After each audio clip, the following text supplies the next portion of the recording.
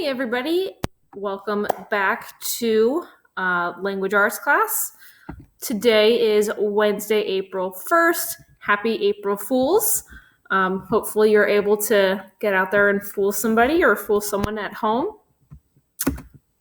So make sure you start doing your question of the day in your flip grid. I have my dog here to join me in today's lesson. He's real sleepy. All right. Your I can statements for today's lesson. Students can read and comprehend literary nonfiction text. I have lived 1,000 years, still with our Holocaust novel. Students can cite the textual evidence that most strongly supports an analysis of the text, and students can demonstrate command of conventions of standard English capitalization, punctuation, and spelling. So today you guys need to read pages 148 to 167, which is chapters 28 through 31. So some of those chapters are pretty small. And you're going to complete a chart contrasting Auschwitz versus Augsburg, which is a new place that they just get to. And then you're going to explain in your own words in 3 to 5 sentences what those differences are. So when we last left off, you guys read chapter 27, and that's a chapter where Ellie and her mom are going through another selection. They had just gotten mommy out of the infirmary because she was partially paralyzed, so she's still on the mend from that. And Ellie actually fights back and attacks one of the SS ladies. A lot of you guys or some of you use that in your character trait activity. And so at the end of that chapter, they find out that they're leaving Auschwitz and they're going somewhere new. So at the end of the chapter, they just got into the boxcar. The end of that chapter actually reads, "A long row of cattle cars await us at the train station. I help mommy slowly, painfully up into the boxcar. Then I climb up, smothering a cry of pain. A sense of triumph overwhelms the anguish. I have won. I have attained the first and greatest triumph of my life. My whole being is awash with a sense of gratitude." And so when you guys start reading, you're going to be reading chapter 28, which is actually called "This Must Be Heaven."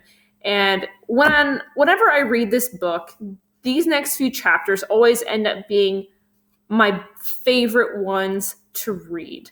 So we know that the treatment in Auschwitz was absolutely terrible and dehumanizing. And while Augsburg is a little bit different, and you guys will see what those differences are today when you read. So for example, we know that when they got to Auschwitz, they dehumanized them. They took their clothes. They shaved their hair. They even called them horrible names. So I have that as a bullet point here for each of these, and a quote that goes with each one.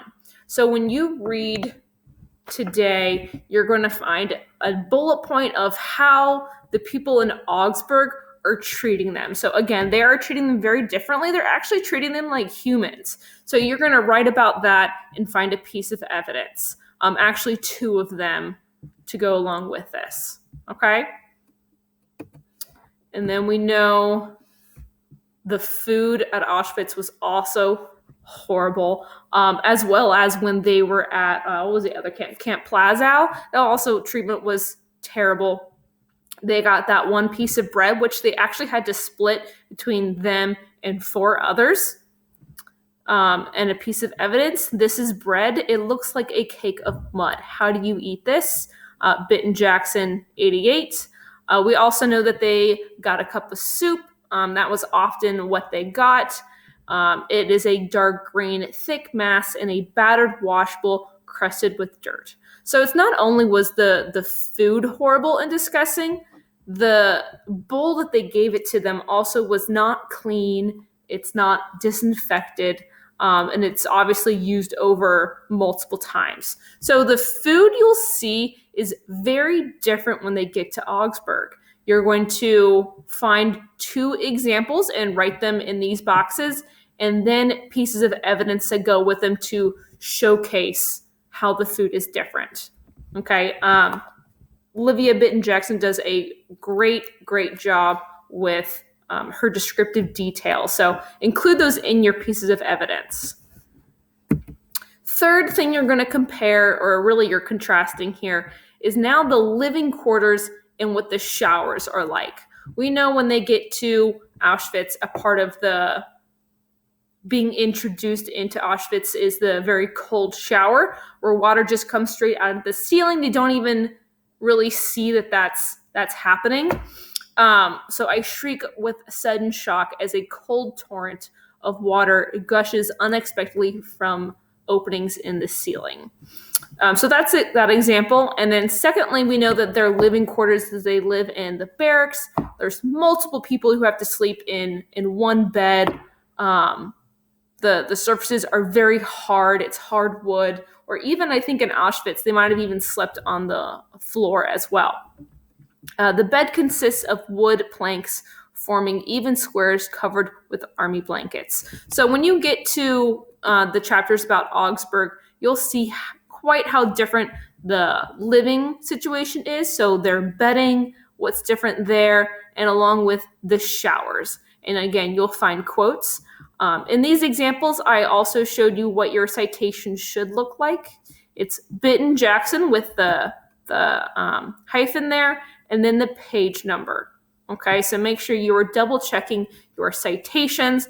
You capitalize her name, both parts of it, and then just the page number.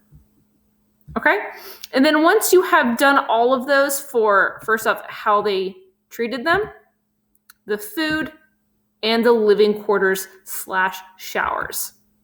And ultimately, in your own words, in 3 to 5 sentences, you're going to explain those differences through their treatment, the food, and again, the living quarters and showers. So I have a bunch of sentence starters here for you that you guys can use to show what the differences are. So for example, the difference between blank and blank is, you could say the difference between Auschwitz and Augsburg is, the difference between blank and blank are, that's another one. In blank camp they, blank, unlike blank because.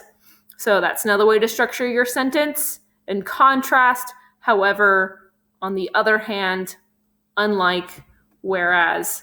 And then a way that you can start is by saying firstly, secondly, and thirdly. Okay, so if you have any questions, please send me an email. Okay, hope you guys have a great day. Thank you.